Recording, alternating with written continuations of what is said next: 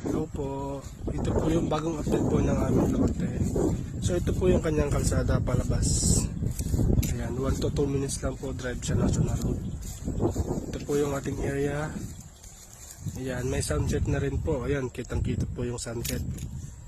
Ayan, tapos mayroon po siyang mountain view. Ayan. Ito po yung kanyang mountain view sa Little Batanes. Ayan. Tanong po niya ng buong 100 islands.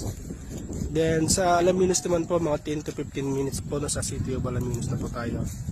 Then sa City of Sasual naman po, nasa ano po, 15 to 20 minutes yan. Ito po yung kanyang palabas papuntang city ng Sual, Alaminos.